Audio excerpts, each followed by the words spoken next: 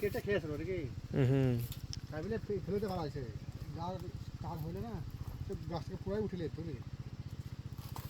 কলা ধরে আসলো যে হ্যাঁ কলা ঠিক কেটে নিয়ে আছে আর ভাইয়ের হলে বাইক লেবার গেছে। বাপরে বাপ, এই রহমান কই? রহমান আসেনি, ও ডাকলে আমি তো পালিয়ে গেল। জ্বালান পেয়েছে যখন ও জ্বালান দিয়ে গেছে আর আসবে ও। রাতের সাথে বেড়াবে হয়ে গেল রে আমার আছে।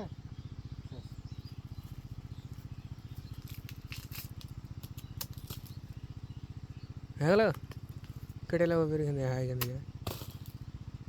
10-15